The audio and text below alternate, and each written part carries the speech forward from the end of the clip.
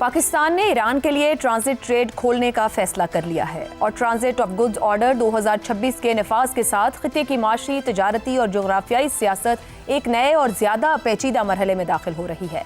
ये महज एक इंतज़ामी या कस्टम से मुताल्लिक़ इस्लाह नहीं बल्कि एक ऐसा स्ट्रेटेजिक कदम है जिसके असरात आने वाले बरसों में पाकिस्तान के इलाकाई किरदार के इसको दोबारा मुतय्यन कर सकते हैं। सवाल यह है कि क्या पाकिस्तान वाकई खुद को एक रीजनल ट्रांजिट हब में तब्दील करने की तरफ बढ़ रहा है या ये एक ऐसा तिजारती कदम है जिसके फ़वाइद और ख़तरात अभी पूरी तरह सामने नहीं आए। पाकिस्तान और ईरान के दरमियान दो तरफा तजारत इस वक्त करीबन 2 अरब से 3 अरब डॉलर सालाना के करीब है, जबकि माहिरीन के मुताबिक तवीलुल मुद्दत में देरपा पॉलिसी इख्तियार करके इस हजम को 10 अरब डॉलर तक ले जाया जा सकता है।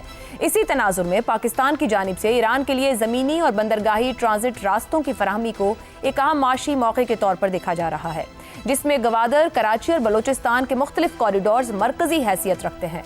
इस इक़दाम का मकसद न सिर्फ दो तरफा तिजारत को फ़रोग़ देना है बल्कि पाकिस्तान को खित्ते में एक अहम लॉजिस्टिक और ट्रांजिट कॉरिडोर के तौर पर भी मजबूत बनाना है। ताहम इस पेशरफ्त को सिर्फ माशी ज़ाविये तक महदूद रखना मुमकिन नहीं है, क्योंकि इसके साथ एक अहम जियोपॉलिटिकल हकीकत भी जुड़ी हुई है। खिते में पहले ही ईरान पर अमरीका की इक़्तिसादी पाबंदियाँ मौजूद हैं जो बैनुल-अक़वामी बैंकिंग, शिपिंग और तिजारती निज़ाम पर बराह रास्त असर डालती हैं। ऐसे माहौल में पाकिस्तान का ये फैसला एक तरफ माशी मौका फराहम करता है तो दूसरी तरफ इसे आलमी दबाव और कंप्लायंस चैलेंजेस का सामना भी हो सकता है। इसी के साथ एक और हसास पहलू अफगानिस्तान का भी है।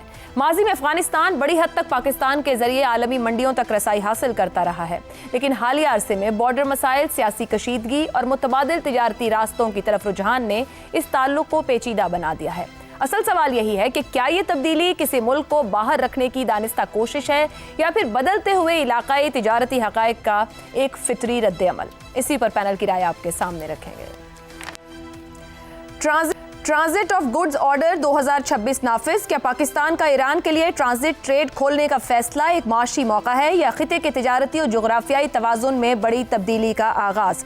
ज़ैगम साहिब,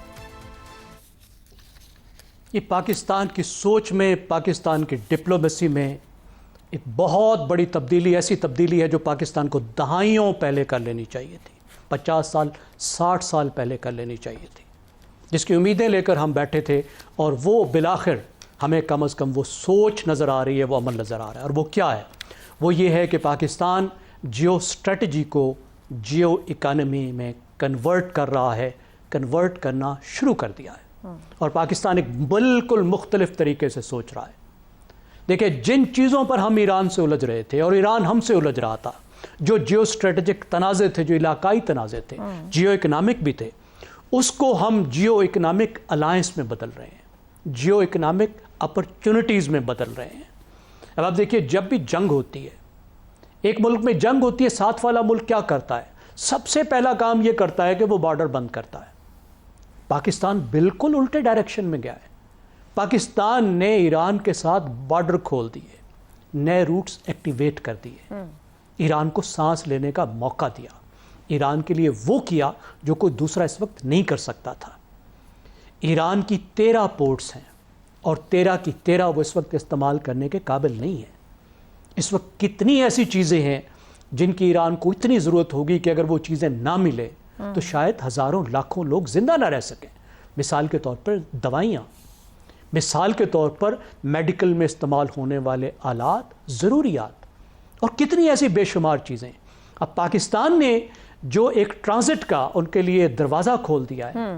पहले तो 3000 टैंकर्स जो यहाँ खड़े थे कि इनको ले जाओ, लेकिन सिर्फ ये 3000 टैंकर्स की बात नहीं है। तो ट्रांजिट का मतलब ये है कि नई अशिया भी ईरान की आ सकती हैं और यहाँ से बराह रास्त ईरान में जा सकती है, पाकिस्तान का चैनल को इस्तेमाल करते हुए। दूसरी बात, आपने रीजनल ट्रेड हब की थी। अफगान रूट्स के मुतबादिल के तौर पर अफगानिस्तान का एक बेहतर मुतबादिल हमें मिल रहा है, तो हमें वो बदमाशी और वो सारी ब्लैकमेलिंग और क्राइम, उससे हमारी जान छूटेगी और बेहतर तौर पर हम कर सकेंगे। और पाकिस्तान की आखिरी बात यह है, देखिए, पाकिस्तान की पोर्ट्स ख़ास तौर पर गवादर वाइबल हो रही है और जहन में रखिए चीन भी सीपेक का हिस्सा है, तो हम करीब आ रहे हैं। मेरे ख्याल में पूरे रीजन के लिए अच्छी खबर है, ये पाकिस्तान के लिए भी बहुत अच्छी खबर है। दुरुस्त हो गया। हसन निसार साहब, आपके ख्याल में हम इसे एक इकोनॉमिक अपॉर्चुनिटी समझें या उससे बढ़कर समझना चाहिए, एक पॉजिटिव आगाज कहा जाए या साथ चैलेंजेस भी बढ़ेंगे?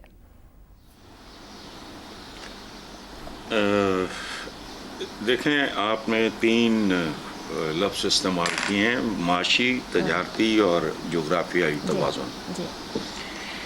ये सारे फैक्टर्स ही अपनी अपनी जगह पे इंतहाई अहम हैं और इंतहाई पॉजिटिव भी। ये जो पाकिस्तान ने जो कदम उठाया है, ये इन तीनों का, आप कह लें मतंजन होगा, हलीम होगा, कॉकटेल होगा, तीनों सूरतों में ये लजीज होगा दोनों मुल्क के अवाम के लिए और मुल्कों के लिए। जी हाँ, ठीक। शहजाद चौधरी साहब, इस गुड्स ऑर्डर के साथ क्या पाकिस्तान रीजनल लॉजिस्टिक हब बनने की तरफ बढ़ रहा है, या इंफ्रास्ट्रक्चर और सिक्योरिटी मसाइल इस विजन को महदूद रखेंगे? अफगानिस्तान के तनाजुर को भी सामने ही रखिएगा, और क्या जियोपॉलिटिकल खतरात और चैलेंजेस को हम बैलेंस कर पाएंगे? चैलेंजेस तो रहेंगे और चैलेंजेस से नबरदाज़ होना पड़ेगा, लेकिन अगर ईरान एक जोग्राफियाई तौर पर हमारा हमसाया होते हुए भी अगर इसमें हमारी मदद करेगा तो पाकिस्तान के लिए और ईरान दोनों के लिए बेहतरी आ सकती है। ये तो हो गया जो कि चैलेंजेस की बात है।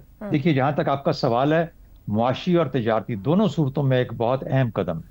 जिस तरीके से कहा गया, गवादर एक फिर से एक सेंट्रल पोजीशन लेने की पोजीशन में आ रहा है। इतने अरसे से बैठा था, इंतजार कर रहा था। याद रखिए, यूएई यानी ये जो अबू धाबी है और उसके साथ बाकी उसके जो हिस्से हैं और साथ ईरान, इनके बीच में जो ट्रेड थी, इनफॉर्मल ट्रेड, ये 29 अरब डॉलर सालाना हुआ करती थी। 29 अरब डॉलर।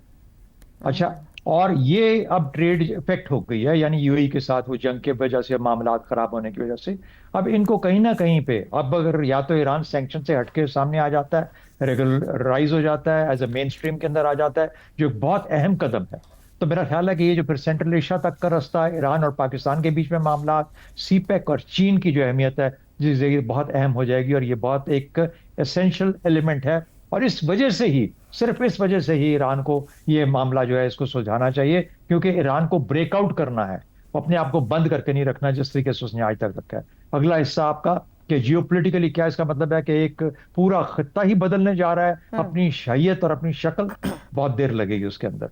यानी पिछले 47 साल या 50 साल का जो ये जो ईरान का जो रोल रहा है जीसीसी के साथ, यानी अरब मुल्कों के साथ अक्रॉस द गल्फ, और अदरवाइज जनरली अरब मुल्कों के साथ, और फिर वेस्ट एशिया, मगरबी एशिया में एक तरफ तुर्की, पाकिस्तान, अजरबैजान, ये मामलात इतने आसान नहीं रहे। इनके तल्लुकात काफी मुश्किलात का रहे हैं, मुश्किलात में रहे। फरवरी 2024 तक तो ईरान हम पे मिसाइल फेंक रहा था, बहुत दूर की बात नहीं है, फरवरी 2024 की बात। तो इन चीजों में से आहिस्ता आहिस्ता मरहलावार मुआशी पहला, तिजारती वो साथ, और उसके बाद फिर आहिस्ता आहिस्ता जब कॉन्फिडेंस बिल्ड होता है, रिजीम को अपना रवैया बदलना पड़ेगा। जिस तरीके से वो इस्लामी दुनिया को देखती है, बदलना पड़ेगा अपना रवैया।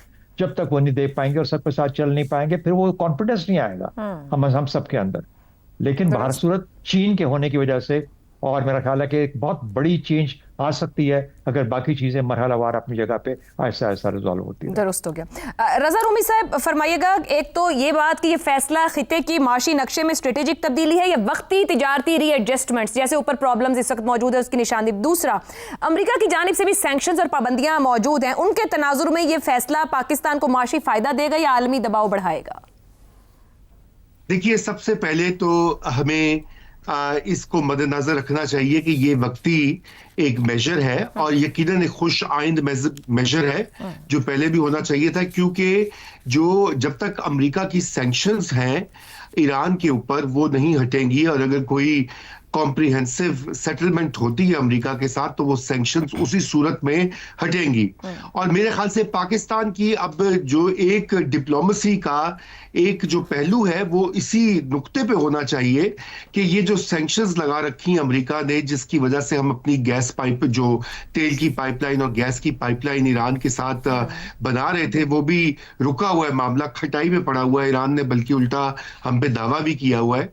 और उसके अलावा भी दीगर जो हमें ट्रेड हम करके ईरान के साथ फायदा हो सकता है, वो हमें उसकी बिल्कुल अब बात करनी पड़ेगी। और ये अच्छा मौका है कि अमेरिकी इंतजामिया के साथ अच्छे ताल्लुकात है पाकिस्तान के, और पाकिस्तान जो रोल भी अदा कर रहा है, तो ये वक्त है कि पाकिस्तान जो है अपने मफादात का भी जो है वो उसकी एडवोकेसी करे। मगर ये बात जरूर है जो यहाँ पर कहा गया कि लॉन्ग टर्म में गवादर की जो अहमियत है वो बिल्कुल बढ़ेगी। और किसी भी सूरत आयशा, ये अब ये जो खिता है मगरबी एशिया का, और ये अब वैसा नहीं रहेगा, ये बिल्कुल तब्दील होगा इस जंग की के बाद। और उसमें वो जो तब्दीलियां आएंगी इंशाल्लाह, उसमें पाकिस्तान के लिए भी बहुत सारी अपॉर्चुनिटीज होगी अगर पाकिस्तान की हुकूमत तैयार है, उसके प्लानर्स, पॉलिसी मेकर्स और जो तसाहुल पसंद ब्यूरोक्रेट्स हैं, अगर वो आगे का सोचेंगे तो बिल्कुल इस मोमेंट से को कैपिटलाइज किया जा सकता है। कराची हो, गवादर हो और तजारत हो, और वैसे भी हमारे जो ताल्लुकात हैं ईरान के साथ और मशरिक़ वस्ता के साथ, वहां पर बेतहाशा ओपनिंग्स होंगी। और वो डिपेंड करता है कि हम उसको कैसे मैनेज करते हैं। कुछ हमें भी करना पड़ेगा, मनो सलमा नहीं करेगा, तैयारी उसकी अभी से होनी चाहिए। जी आयशा।